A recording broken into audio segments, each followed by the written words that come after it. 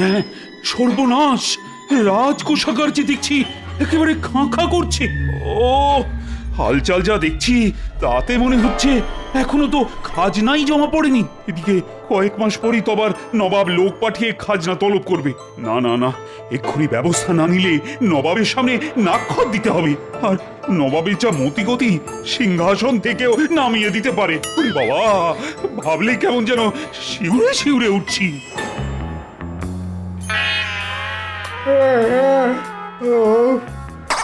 এই আলে বাবা, আর কতক্ষণ এরকম ঘাড় গুঁজে বসে থাকতে হবে? করলেই তো অকাজ করবেন, তার থেকে চুপচাপ বসে আছেন এটাই ভালো হচ্ছে নাকি?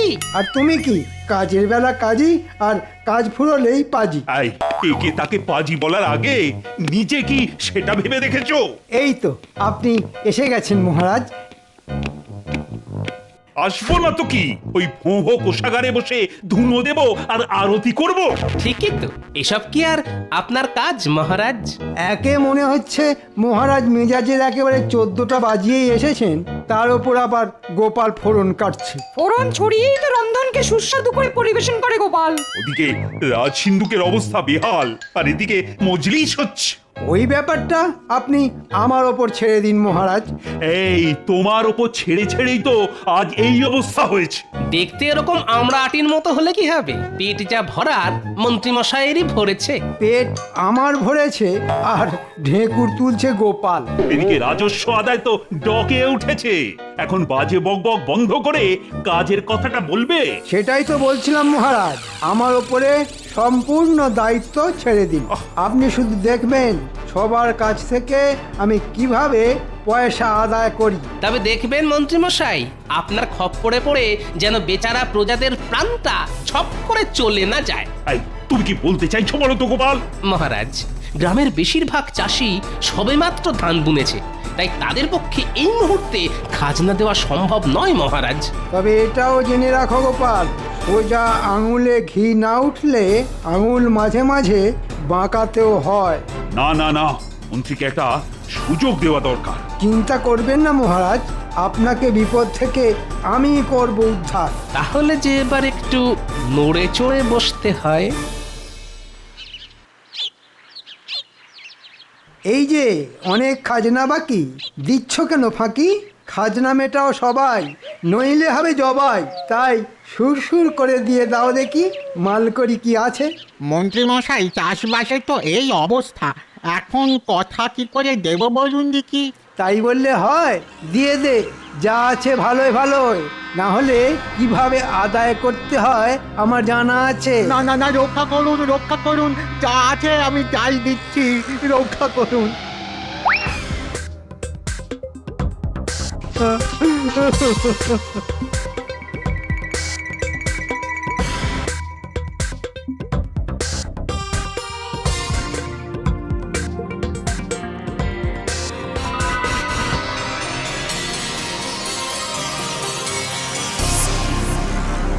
এই যে বেশ তো রসে বসে আছো, ওদিকে মহারাজের খাজনা ভরার কি হবে?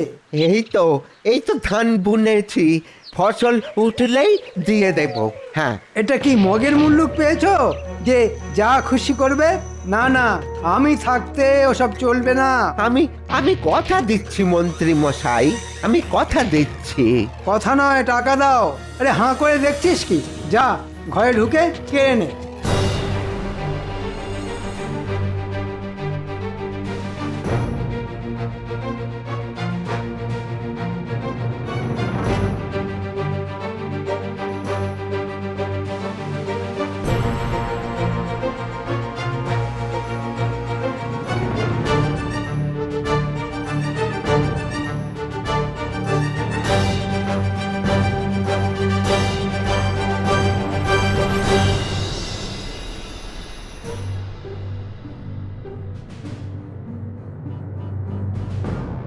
এমন ভাবে সব কেড়ে নেবেন না। যা, তবে মহারাজের সাথে দেখা কর গিয়ে। বাঁচালে বাঁচাবে, মারলে মারবে, তবে হালকার ওপর ভারী করে। আজ বেশ ভালোই আমদানি হয়েছে।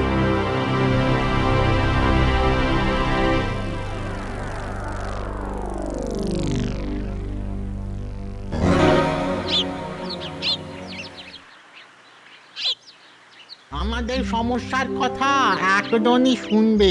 ঠিক বলেছিস। এখন এখন আমাদের ওই গোপাল দাদাই ভরসা। আমরা সবাই মিলে বললে গোপাল দাদা নিশ্চয়ই কিছু একটা উপায় বার করে দেবে।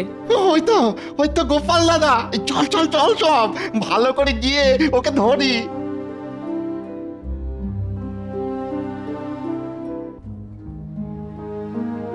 গাঁ থেকে যে একেবারে দল বেঁধে সবাই আসছে।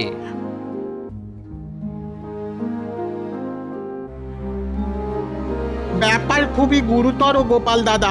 মন্ত্রী মশাই জোর করে আমাদের যা আছে সব কেড়ে নিয়েছে। টাকা পয়সা, গয়না ঘাটি, এমনকি এমনকি ওই জমির দলিলও ছাড়ছেন না। ঠিক যা ভেবেছিলাম তাই। বেচারা প্রজাদের জবাই করে মন্ত্রী বেটা কামাই করতে শুরু করেছে। আর যাদের কিছুই দেওয়ার মুরত নেই তাদের মহারাজের কাছে গিয়ে দরবার করতে বলেছেন। তুমি কিছু একটা করো গোপাল দাদা।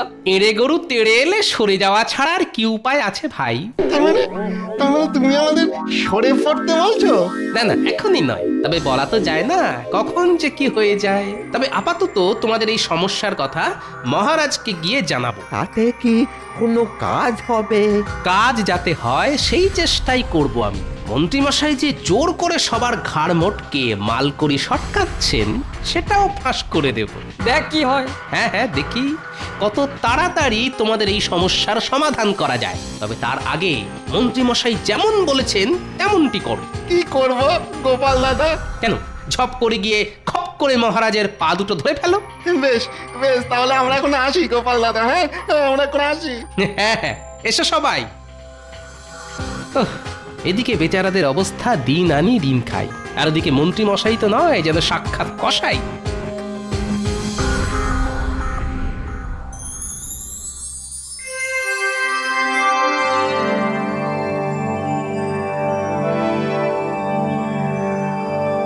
ওরে বাবা, মন্ত্রী এইসব করেছো কি?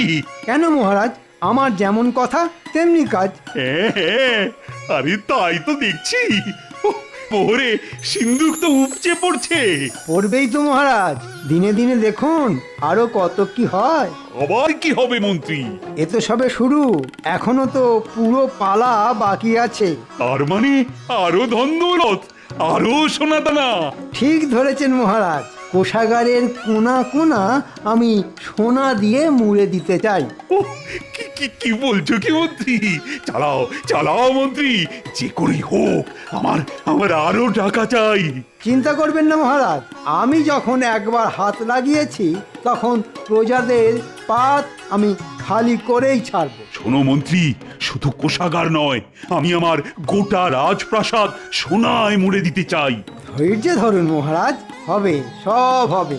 কথাতেই তো আছে সবুরে মেওয়া ফলে।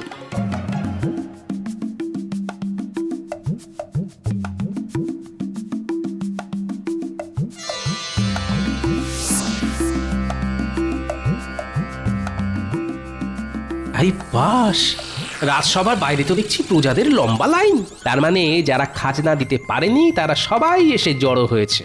যাই দেখি রাজসভায় মহারাজ এদের কেমন খাতির করে, আর প্যাকাল মন্ত্রী বসে বসে কেমন প্যাঁচ পাকায়।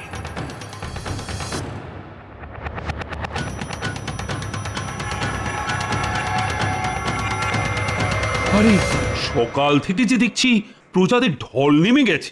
মহারাজ, আমরা তো সকলেই চাষবাস করে খাই, এখনই খাজনা দেবার পয়সা কোথায় পাবো মহারাজ? ভালো ফসল হলেই আমরা খাজনা ওই কড়াই ঘন্টায় সব শোধ করে দেব।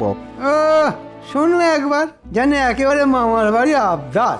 যা সামান্য কিছু জমানো আছে সেটাও যদি দিয়ে দিই তাহলে সংসার পরিবার নিয়ে যাবো কোথায়, আর খাবোই বা কি মহারাজ?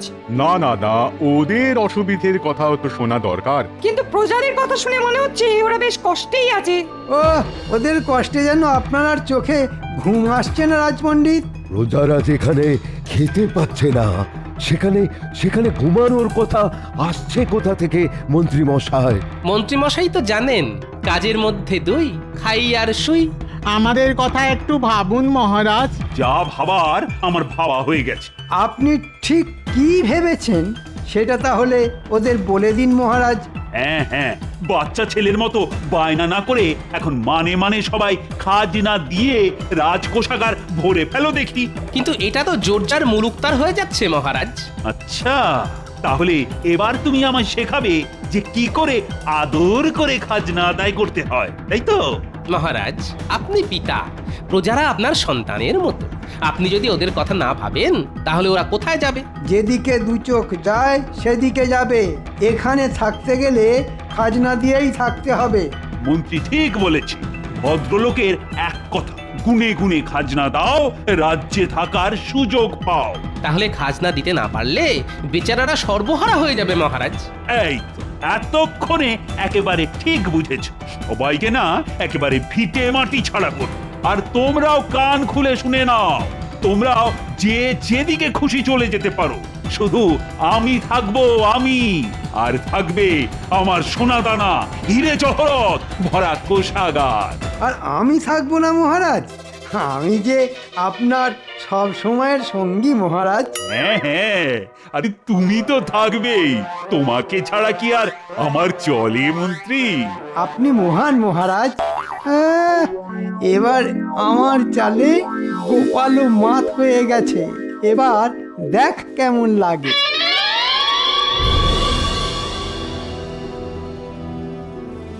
আমার তো চিন্তা হচ্ছে এই ভেবে যে মহারাজ ক্রমশ স্বৈরাচারী হয়ে উঠছেন। প্রজাদের ভালোর কথা ভুলে গিয়ে মহারাজ তো মূর্খের স্বর্গে বাস করছেন।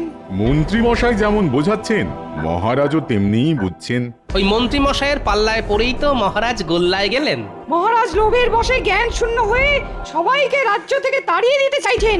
প্রজাদের কাছ থেকে ওই জোর করে কেড়ে নিতে আমারও মন চাইছে না। উমা, মহারাজের আবার হলো কি? আমি তো তখন থেকে বসে তাই ভাবছি। তাড়াতে আর কি বাকি রেখেছে সভাকবি? যা বলার তা তো মহারাজ মুখের উপর বলেই দিয়েছেন। পোষালে থাকো, না হলে আসো। প্রজারা দলে দলে রাজ্য ছেড়ে বেরিয়ে যাচ্ছে।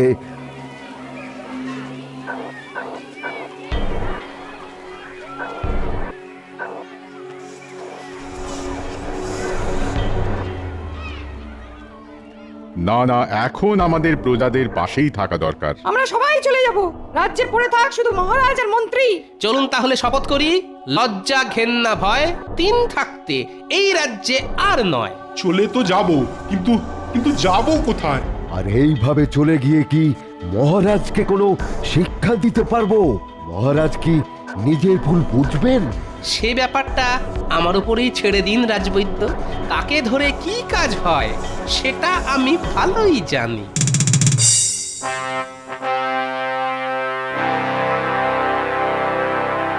ব্যাপার কি উজির?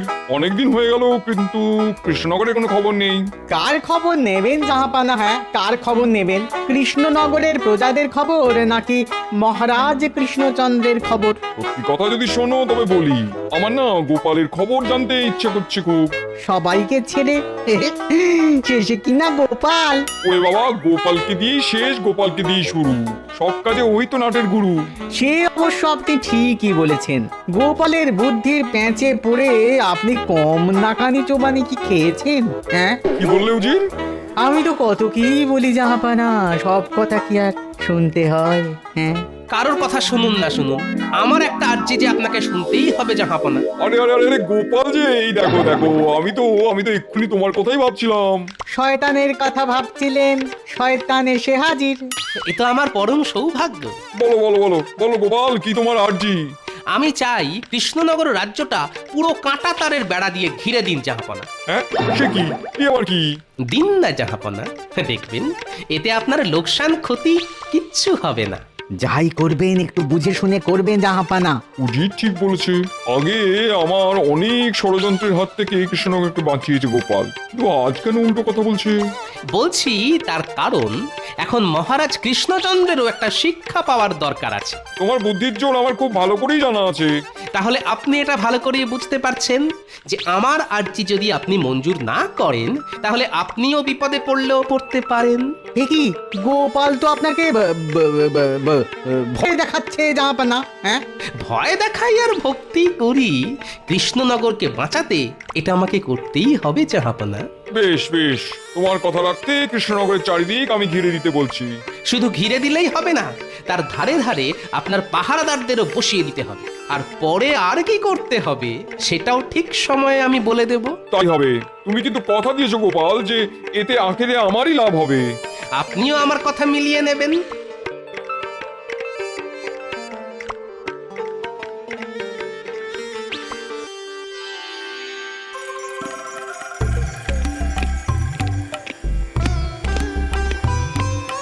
আপনি তো দেখছি বেশ রসে বসেই আছেন মহারাজ।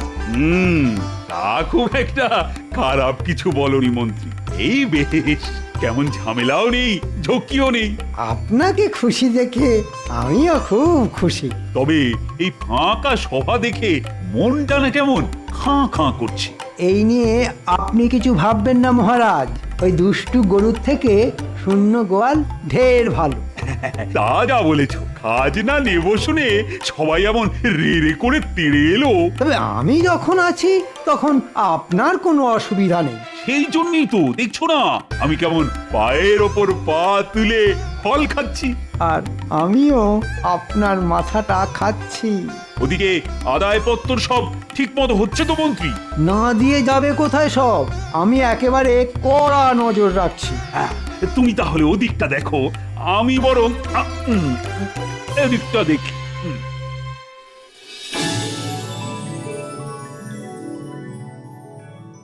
না, আর এভাবে পায়ের ওপর পা তুলে বসে থাকতে ভালো লাগছে না। তাহলে কি করবেন মহারাজ? আমার খুব ইচ্ছে করছে আমি নিজে গিয়ে একবার খাজনা আদায়ের ব্যাপারটা দেখি। এই কেলো করেছে, এই আবার কেমন ইচ্ছে? চল, আজ আমি তোমার সঙ্গেই যাব। আমি গেলে দেখবে খাজনা আদায় দ্বিগুণ হয়ে যাবে। ইচ্ছে যখন হয়েছে তখন চলুন।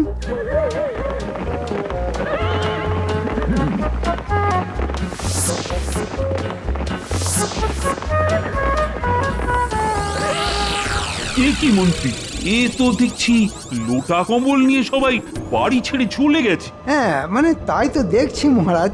হ্যাঁ, রাজ্যে সব দোকানপাটও তো দেখছি বন্ধ হয়ে গেছে। মনে হচ্ছে দোকানিরা যারা ছিল সবাই চলে গেছে। সর্বনাশ, এইভাবে চললে যে রাজবাড়িতে খাবারের অভাব দেখা দেবে। খাজনা দেওয়ার ভয়ে সবাই সরে পড়েছে মহারাজ। সরে পড়েছে বললেই হলো? হয় সবাইকে ধরে নিয়ে এসো, না হলে বাইরে থেকে খাবার নিয়ে এসো। আরে কিছু একটা করো মন্ত্রী। দেখছি মহারাজ কি করা যায়, কিন্তু কি যে করি। এবার না আবার নতুন কোনো বিপদ হয়।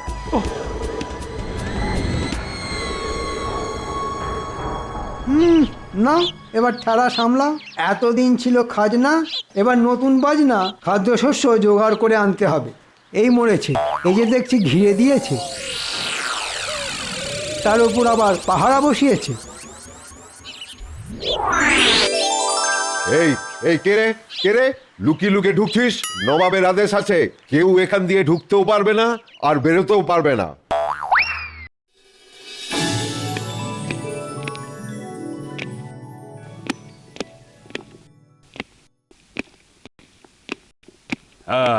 তা খবর কি মন্ত্রী? কি আর বলি মহারাজ, খুব একটা যে সুবিধা করা গেল না। কেন কেন, কি হয়েছেটা কি? নবাব কাঁটা তারের বেড়া দিয়ে গোটা রাজ্যকেই ঘিরে দিয়েছেন। হ্যাঁ, সে কি কি সর্বনাশ! নবাবের আদেশ, কাউকে ঢুকতেও দেওয়া যাবে না, কাউকে বেরোতেও দেওয়া যাবে না। ওফ, এবার তো দেখছি বেশ ভালো রকমই জব্দ হয়ে গেছি। নবাবের ফরমান আছে। ও, তার মানে কপালে আরো দুঃখ আছে।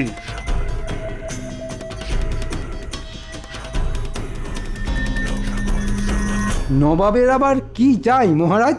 হ্যাঁ, শস্যের খাজনা বকেয়া রয়েছে, সেটা যেন এক সপ্তাহের মধ্যে চলে আসে, নইলে নবাব গর্দান নেবে, তোমারও আর আমারও।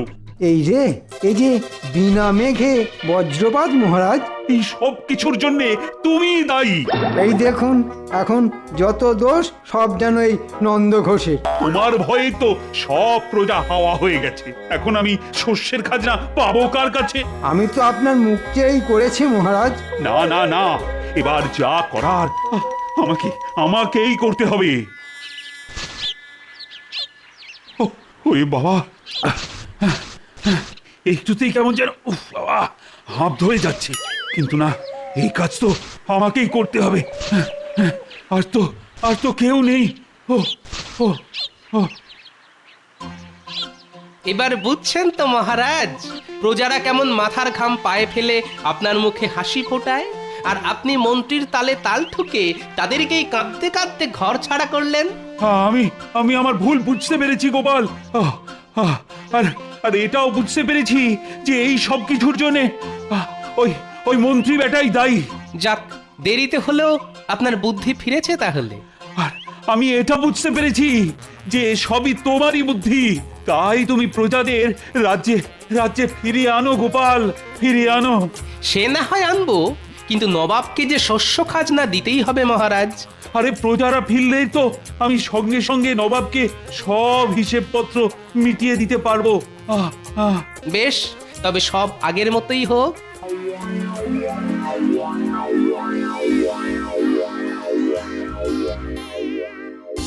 ওরে বাবা, ও আর পারছি না, এবার আমায় ছেড়ে দিন মহারাজ, এবার আমায় ছেড়ে দিন। কেটে কেটে যে পেটে দড়ি পড়ে গেল মহারাজ, এবার আমায় ছেড়ে দিন। এবার মন্ত্রী টের পাবে আমাকে বিপথে চালাতে গেলে কিরকম শাস্তি পেতে হয়। এতদিন পেটে খেয়েছেন, এবার একটু পিঠে শুয়ে নিন মন্ত্রী মশাই। জয় গোপাল ভাঁড়ের জয়।